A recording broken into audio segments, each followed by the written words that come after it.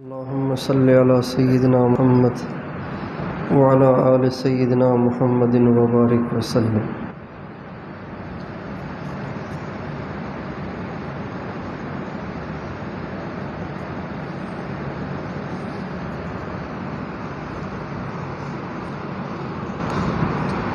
اللہ تعالیٰ نے ہر دعا اور ہر وظیفے اور ہر نیک عمل کے اندر ایک اثر رکھا ہے۔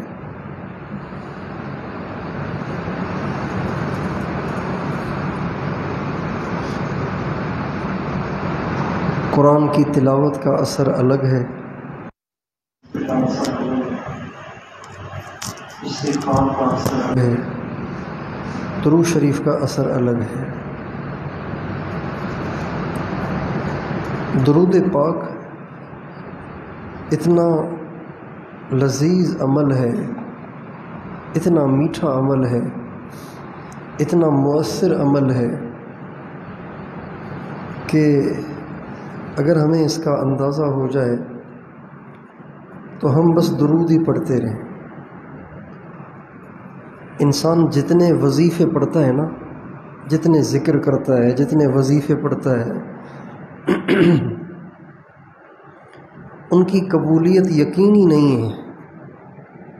اللہ بادشاہ ہے، قبول کر لے تو اس کی مہربانی، مردود کر دے تو اس کو اس کا بھی اختیار حاصل ہے۔ ایک آدمی روزانہ قرآن کا ختم کرتا ہے، صبح سے لے کے شام تک سارا قرآن پڑھ لیتا ہے، لیکن بہت اچھی بات ہے، لیکن اس کی کوئی گارنٹی نہیں کہ قبول ہے، اس کی کوئی گارنٹی نہیں۔ مردود بھی ہو سکتا ہے، قبول بھی ہو سکتا ہے۔ ایک آدمی روزانہ 1,00,000 دفعہ لا الہ الا اللہ، لا الہ الا اللہ ذکر کر رہا ہے، بہت اچھا عمل ہے، طاقتور ترین عمل ہے۔ حضرت امام ربانی مجدد الف ثانی رحمۃ اللہ علیہ فرماتے ہیں کہ اندر کی سیاہیوں اور دل کی ظلمتوں کو ختم کرنے میں جتنا دخل لا الہ الا اللہ کا ہے اور کسی ذکر کا نہیں ہے۔ اسی وجہ سے حدیث میں آتا ہے افضل الذکر لا الہ الا اللہ۔ لیکن جو پڑھا وہ قبول ہو گیا، اس کی کوئی گارنٹی نہیں۔ آپ نے ساری رات تہجد پڑھی، اس کی کوئی گارنٹی نہیں کہ قبول ہو گیا۔ امید رکھنی چاہیے، امید رکھنی چاہیے، لیکن گارنٹی کوئی نہیں۔ اس لیے اہل اللہ یہ سارے نیک اعمال کر کے ڈرتے رہتے ہیں، پتہ نہیں قبول ہوا کہ نہیں ہوا۔ لیکن درود پاک ایک ایسا عمل ہے جو قبول ہی قبول ہے۔ آپ 1 دفعہ پڑھیں، 1000 دفعہ پڑھیں، 1,00,000 دفعہ پڑھیں، سب کا سب قبول ہے۔ ایک درود بھی مردود نہیں ہے، سب قبول ہے۔ اکابر نے لکھا ہے یہ کہ درود قبول ہی قبول ہے۔ درود اگر دکھاوے کے لیے بھی پڑھے تب بھی قبول ہے۔ درود کے لیے اخلاص بھی ضروری نہیں ہے، درود کے لیے اعلیٰ درجے کا تقوی بھی ضروری نہیں ہے، درود قبول ہے۔ اس لیے درود پاک بہت پڑھنا چاہیے۔ ہمارے حضرت شیخ الحدیث مولانا محمد زکریا صاحب رحمۃ اللہ علیہ دنیا سے جانے سے پہلے 2 باتوں کی کثرت سے نصیحت فرماتے تھے۔ جو مجمع ان سے بیعت ہوتا تھا، ہزاروں کی تعداد میں ایک وقت میں لوگ ان سے بیعت ہوتے تھے، ہزاروں کی تعداد میں ایک وقت میں۔ جب وہ سارے مجمع کو بیعت کر چکے ہوتے تھے تو آخر میں فرماتے تھے بھائیو میری طرف سے آپ لوگوں کو 2 نصیحتیں ہیں۔ ایک تو درود پاک کی کثرت کریں، اور درود پاک کی اشاعت کریں اور موت کو کثرت سے یاد رکھیں۔ ان دو باتوں کی نصیحت فرماتے تھے۔ اب جو بات گزر گئی دوبارہ دہراؤں کیا کریں؟ یہاں ہوتے ہوئے بھی آپ نہیں ہیں تو کیسے ہوگا؟ مجھے بڑا دکھ ہوتا ہے جب کوئی ساتھی نہیں ہوتا، بعد میں دیر سے آتا ہے تو سوچتا ہوں جو نکل گئی تو نقصان ہو گیا۔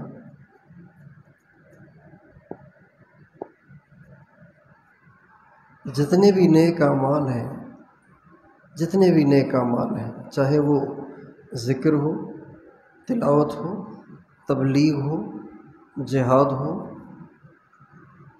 صدقہ خیرات ہو، حج اور عمرہ ہو، نمازیں ہوں، زکوٰۃ ہو، روزے ہوں، جو بھی نیک عمل ہیں، ان سارے نیک اعمال کا اجر تو بہت بڑا ہے، لیکن قبولیت کی کوئی گارنٹی نہیں۔ امید تو رکھنی چاہیے، امید نہیں رکھیں گے تو مایوسی بھی گناہ ہے۔ امید تو رکھنی چاہیے لیکن گارنٹی نہیں ہے، اور گارنٹی اس لیے نہیں ہے تاکہ بندہ روتا رہے، اللہ سے مانگتا رہے، ڈرتا رہے، یعنی کہ نیک اعمال کر کے اکڑتا رہے۔ لیکن ایک عمل ہے درود پاک جو قبول ہی قبول ہے، پڑھنے والا چاہے کتنا گرا پڑا کیوں نہ ہو، کتنا گناہ گار کیوں نہ ہو، درود پاک تو قبول ہی قبول ہے۔ اس لیے درود پاک کی کثرت کرنی چاہیے۔ حضرت مولانا محمد زکریا صاحب رحمۃ اللہ علیہ اپنی آخری عمر میں جب لوگ ان سے بیعت ہوتے تھے تو وہ آخر میں دو نصیحتیں فرماتے تھے کہ بھائیو، میری آپ سب سے یہ دو درخواستیں ہیں، دو نصیحتیں ہیں کہ درود پاک کی کثرت کریں، درود پاک کی اشاعت کریں اور موت کو کثرت سے یاد رکھیں۔ درود پاک کی ایک خاصیت ہے، خاصیت یہ ہے کہ جو اس کی کثرت کرتا ہے نا، اس کی محبت اوروں کے دلوں میں آ جاتی ہے۔ اتنے واقعات ہیں کہ مجھے اس کی تعداد ہی یاد نہیں ہے کہ درود پاک کی برکت سے دل نرم ہو گیا اور کام ہو گیا، نفرتیں ختم ہو گئیں، آپس میں محبتیں پیدا ہو گئیں۔ اتنے واقعات ہیں، اتنے واقعات ہیں جس کی کوئی حد نہیں۔ ایک نوجوان میرے پاس آیا کہ میں یونیورسٹی میں پڑھتا ہوں لیکن مجھے شوق ہو رہا ہے کہ مدرسے میں پڑھوں، میرا باپ فلاں یونیورسٹی میں پروفیسر ہے، وہ بڑا سخت ہے، وہ مجھے اجازت نہیں دے گا۔ میں نے کہا درود شریف پڑھیں روزانہ 500 دفعہ، اور 500 دفعہ درود شریف پڑھ کے اس کا ثواب اپنے والد کو ہدیہ کر دیں، اور یہ دعا کریں اے اللہ اس درود کی برکت سے ابا کے دل کو نرم فرما۔ انہوں نے شروع کر لیا۔ شب جمعہ تھا حیدرآباد میں، بیان بھی میرا ہی تھا۔ جب بیان سے میں فارغ ہوا تو ایک شخص آیا، اس کے ساتھ یہ لڑکا بھی تھا، میں سمجھ گیا اس کا باپ ہے، چہرہ اس کا صحیح نہیں تھا۔ کہنے لگا آپ سے بات کرنی ہے۔ میں نے کہا جی فرمائیں۔ کہنے لگا کیا صرف دین ہی دین ہے، دنیا نہیں ہے؟ میں نے کہا کیا مطلب؟ کہنے لگا یہ میرا بیٹا کہہ رہا ہے کہ میں نے مدرسے میں پڑھنا ہے، دنیا نہیں پڑھنی کیا؟ میں نے کہا یہ آپ کا بیٹا ہے، آپ اس کو جو چاہیں پڑھائیں، آپ پہ کس نے پابندی لگائی ہے؟ لیکن مجھ سے کوئی مشورہ لے گا تو مشورہ تو میں وہی دوں گا نا جس کو میں صحیح سمجھتا ہوں، باقی آپ کا بیٹا ہے، پڑھاؤ نہ پڑھاؤ آپ کی مرضی ہے۔ یہ میں نے ان سے کہہ دیا، جان چھڑا لی ان سے۔ لڑکے کو اشارہ کیا، میں نے کہا چلے جائیں تو آ جانا، وہ آ گیا۔ میں نے کہا کیا ہوا؟ میں نے کہا آپ عمل جاری رکھیں، اللہ خیر کرے گا۔ یہ ہے شب جمعہ۔ جمعے کے دن 10 بجے صبح یا 9:30 10 بجے میں لیٹا ہوا تھا اپنی جگہ پہ تو وہی شخص دوبارہ آ رہا ہے. میں نے کہا لو دوبارہ کلاس لینے آ رہا ہوگا، پتہ نہیں کیا کہے گا. میں اٹھ کے بیٹھ گیا. میں نے کہا جی فرمائیں. کہنے لگے میں نے اپنے بیٹے کو مدرسے میں ڈالنا ہے، آپ مجھے کسی مدرسے کا رقعہ لکھ کے دے دیں تاکہ میں اس کو داخل کراؤں. بڑی طاقت ہے درود میں، بڑی طاقت ہے. اگر لوگوں کو پتہ چل جائے نا تو کوئی عامل کے پاس نہ جائے، کوئی دھاگے نہ پڑھوائے، کوئی تعویذ نہ لکھوائے. اگر لوگوں کو پتہ چل جائے نا کہ درود کیا ہے تو لوگ دھاگے پڑھوانا چھوڑ دیں، پانیوں پہ دم کروانا چھوڑ دیں، عاملوں کے پاس جانا چھوڑ دیں، درود ہی پڑھتے رہیں. ہر درد کی دوا صلی علی محمد، ہر درد کی دوا.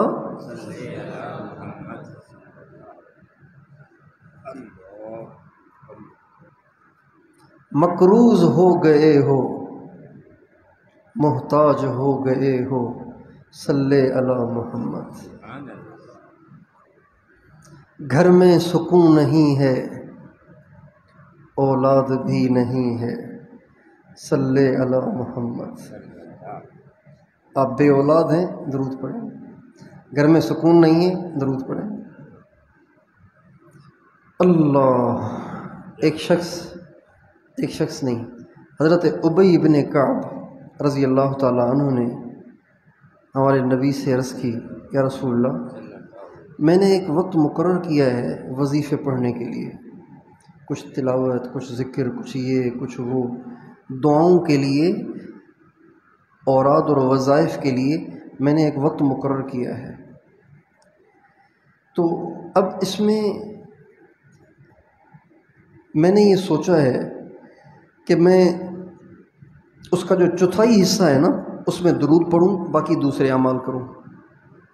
آپ نے فرمایا اچھی بات ہے لیکن بڑھاؤ تو زیادہ اچھا ہے.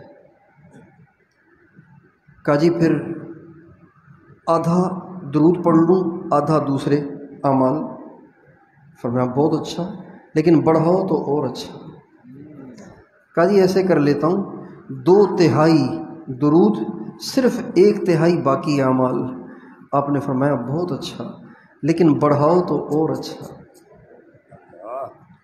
اس نے کہا جی بس پھر درود ہی پڑھوں گا، ہر وقت درود. آپ علیہ السلام نے فرمایا اذن تکفا ہمک ویغفر لک ذنبک. اگر تو ایسے کر لے گا اللہ پاک تیرے سارے غم دور کر دے گا اور تیرے گناہوں کو معاف کر دے گا.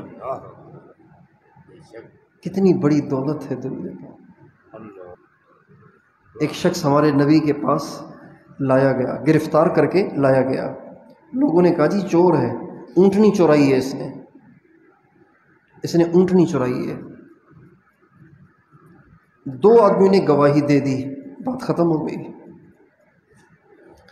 آپ نے فرمایا ٹھیک ہے اس کا ہاتھ کاٹ دو، اس کا ہاتھ کاٹ دو. جب لے جایا جانے لگا نا ان کو، جن کے بارے میں 2 آدمیوں نے گواہی دے دی تھی، جب ان کو لے جایا جانے لگا تو وہ جو اونٹنی تھی نا، اونٹنی وہ فصیح عربی کے ساتھ بول پڑی. کہنے لگے یا رسول اللہ یہ چور نہیں، میں ہوں ہی اس کی، یہ چور نہیں ہے میں ہوں ہی. یہ دونوں جھوٹ بول رہے ہیں. اونٹنی بولی.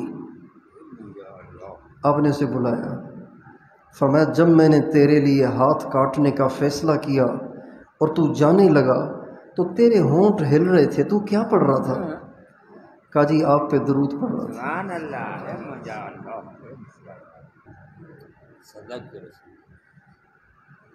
ہر درد کی دوا صلی علی محمد.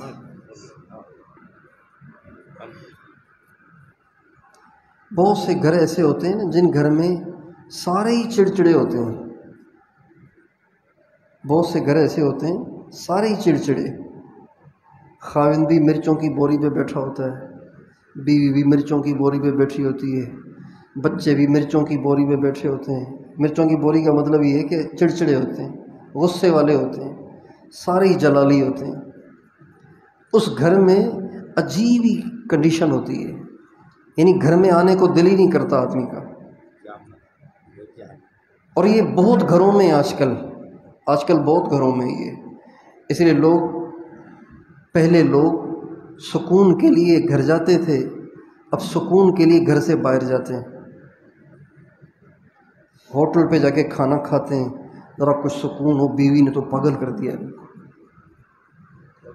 اور بیویاں بھی آگے پیچھے نکل جاتی ہیں، خاوند نے تو جینا دشوار کر رکھا ہے. بچے بھی نکل جاتے ہیں دوستوں کے ساتھ، امی ابو نے تو دماغ خراب کر دیا ہے. یہ بہت گھروں میں یہ، جن گھروں میں یہ مسئلہ ہے، صلی علی محمد، درود پڑھیں. گھر کے افراد جمع ہو جائیں، آدھا گھنٹہ، 20 منٹ، 15 منٹ، اسی طرح گٹلیوں پہ جمع ہو کے پڑھیں. آدھا گھنٹہ پڑھ لیں، 15 منٹ پڑھ لیں، 20 منٹ پڑھ لیں، اور اس کے بعد دعا کریں، اے اللہ یہ مسئلہ یہ مسئلہ یہ مسئلہ یہ مسئلہ سارے حل فرما. اب اس کا اثر دیکھیں. جو کثرت سے درود پڑھے گا اللہ تعالیٰ اس کو ایمان پر موت عطا فرمائیں گے. کثرت سے درود پڑھنے والے کو اللہ تعالیٰ کیا دیں گے؟ کثرت سے درود پڑھنے والا کافر ہو کے مر ہی نہیں سکتا، ہو ہی نہیں سکتا. کیوں؟ اس لیے کہ حدیث میں آتا ہے جو کثرت سے درود پڑھے گا میں قیامت کے دن اس کی شفاعت کروں گا. تو شفاعت تو ایمان والوں کی ہوتی ہے، تو اس کا مطلب یہ کہ وہ ایمان پہ مرے گا. آپ علیہ السلام نے فرمایا کل قیامت کے دن سب سے زیادہ میرے قریب وہ ہوگا جو کثرت سے مجھ پہ درود پڑھتا ہوگا. ایک شخص جا رہے تھے حج پہ، اپنے والد کے ساتھ جا رہے تھے. تو چلتے چلتے راستے میں اس کے والد کو کوئی بیماری لاحق ہوئی، ہارٹ اٹیک ہوا یا کوئی بیماری ہوئی، کچھ بھی ہوا، اچانک فوت ہو گیا اس کا والد. اچھا، فوت ہوتے ہی اس کا چہرہ سیاہ ہو گیا، کالا. جب بیٹے نے باپ کا یہ حال دیکھا کہ شکل بدل گئی، سیاہ ہو گیا، تو فوراً کپڑا ڈال دیا اور بیٹھ کے رونے لگ گیا. ہائے، کسی نے اگر کہا کہ چہرہ دکھاؤ تو کیا ہوگا، کیا ہوگا؟ بیٹا بیچارہ بہت رویا. روتے روتے اسے وہیں باپ کی لاش پڑی ہوئی ہے، چہرے پہ کپڑا ڈالا ہوا ہے، وہیں بیٹھے بیٹھے روتے روتے آنکھ لگ گئی، اونگھ آ گئی. تو دیکھا ایک شخص آئے، نورانی چہرہ، چمکتا چہرہ، تشریف لائے، اپنے ہاتھ سے کپڑا ہٹایا اور اس کے سیاہ چہرے پہ اپنا ہاتھ پھیرا تو اس کا چہرہ چمکنے لگ گیا، جگمگانے لگ گیا، اور ہاتھ پھیر کے وہ تشریف لے جانے لگے. تو بیٹے نے کہا حضرت آپ بتائیں تو صحیح آپ کون ہیں؟ اس حال میں سفر میں آپ مجھے کام آئے ہیں، میرے باپ کا تو چہرہ کالا ہو گیا تھا، آپ کے مبارک ہاتھ کے پھرنے سے اس کا چہرہ روشن ہو گیا، آپ بتائیں تو صحیح آپ کون ہیں؟ فرمانے لگے میں محمد الرسول اللہ ہوں، میں تیرا نبی محمد ہوں. یہ تیرا باپ بہت گناہ گار تھا، جن گناہوں کی پاداش میں اس کا چہرہ کالا کر دیا گیا تھا، لیکن مجھ پہ درود کثرت سے پڑھتا تھا. اس لیے جب اس کے گناہوں کی سزا میں اس کے چہرے کو سیاہ کر دیا گیا تو میں آ گیا اور آ کے اس کے چہرے پہ ہاتھ پھیر کے اس کے چہرے کو روشن کر دیا.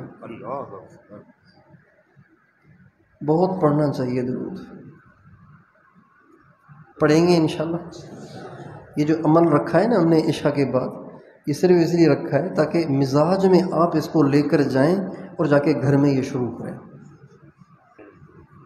گھر سے باہر دوسرے لوگوں کو نہیں بلانا، اپنے گھر کے افراد آپس میں روزانہ جمع ہو کے بیٹھ کے درود شریف پڑھیں، اور جو مسئلہ ہے مانگیں اللہ سے. جس دعا کے شروع میں درود ہو اور آخر میں درود ہو وہ دعا ضرور قبول ہے. جس دعا کے شروع میں بھی درود ہو آخر میں بھی درود ہو، وہ دعا قبول ہی قبول ہے۔ کیوں؟ اس لیے کہ درود تو ہے ہی قبول۔ اب اللہ اگلا بھی قبول کرے، پچھلا بھی قبول کرے اور بیچ کی دعا کو چھوڑ دے، یہ اللہ کی شان سے بعید ہے۔ حضرت علی فرماتے ہیں جب آگے پیچھے دعا کے درود پڑھا جاتا ہے تو یہ درود اس دعا کے لیے پر بن جاتے ہیں جو اس کو اڑا کے اللہ کے پاس لے جاتا ہے۔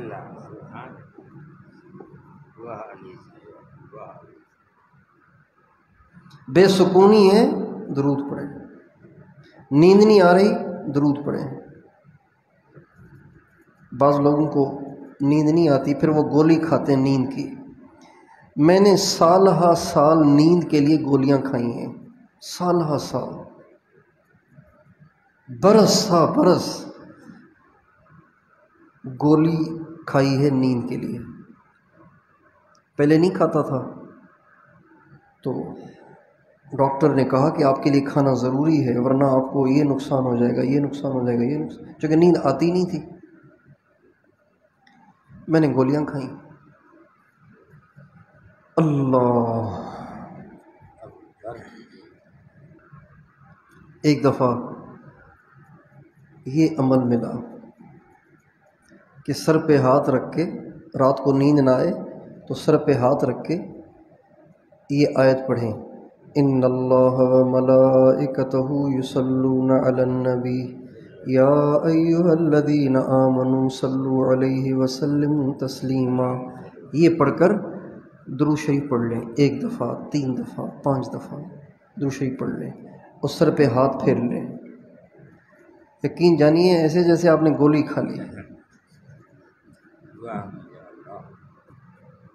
پڑھا اور گیا۔